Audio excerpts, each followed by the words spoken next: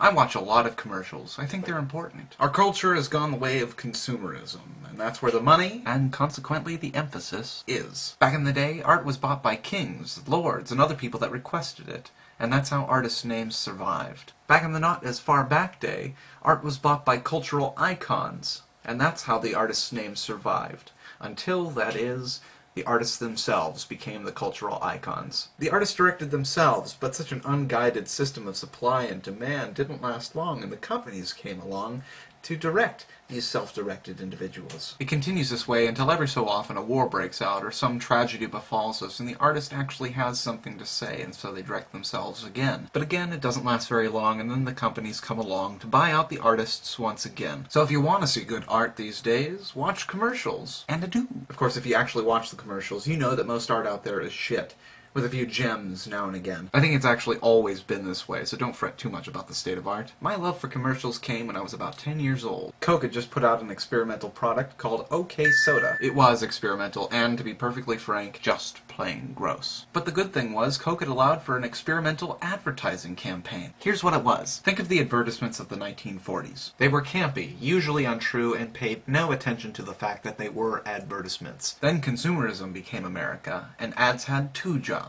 Sell the product, and make people forget that they're being sold a product. And that's the way it was until OK Soda came along. OK returned to that sense of overt advertisement-ness and embraced itself as this huge corporate giant who is, in a twisted sense of irony, your friend. This is actually pretty common these days, and the best commercials out there are the ones that are ironic in this way. For example, the Geico commercials, where you think it's one commercial and you find out it's a commercial for Geico. Or the Caveman series, where they played on the joke that they had committed this huge discriminatory crime by saying that it's so easy a caveman could do it. OK Soda was doing this before anyone. The bad commercials are the ones that do things the old way, trying to get you to associate things like, say, beer and sex, or cosmetics with celebrity and happiness, or diapers that make parenting easier. It's the ones that make fun of this device that you actually enjoy, like the Budweiser frogs and the subsequent chameleons. OK Soda made fun of this device of association in the following way. They had this hotline, 1-800-I-FEEL-OK, where you were invited to tell of a coincidence involving your drinking OK Soda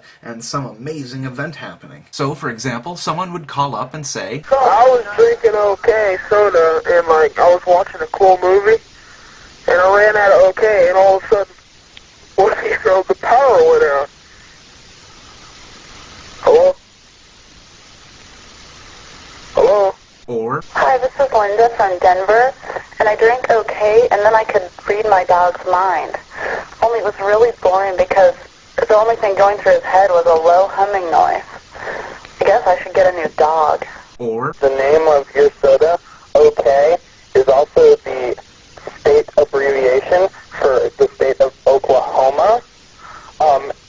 And I have a friend from Oklahoma. and that was played on the radio. And they had this manifesto that, as Wikipedia aptly put it, were pithy thought reform sayings with no real meaning, much in the style of doublespeak in 1984, mocking the traditional advertisement slogans or catchphrases. You would call this hotline and it would say, Are you familiar with our 10-point OK manifesto? Here's a quick refresher, just in case. 1. What's the point of OK? Well, what's the point of anything? 2. OK Soda emphatically rejects anything that is not OK and fully supports anything that is. 3. The better you understand something, the more OK it turns out to be. 4. OK Soda says, don't be fooled into thinking that there has to be a reason for everything. 5. OK Soda reveals the surprising truth about people and situations. 6. OK Soda does not subscribe to any religion or endorse any political party or do anything other than feel OK. 7.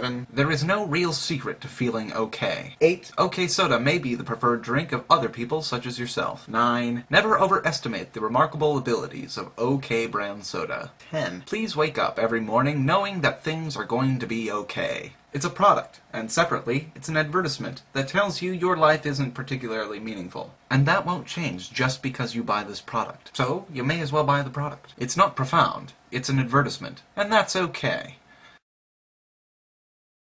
A teddy bear might think, I sure like being furry. A stuffed dog might think, bow wow, bow wow. A pretend stuffed person might think, hey, I don't have to go to school. I never have to get a job. But I am rather small, and I have no elbows or knees.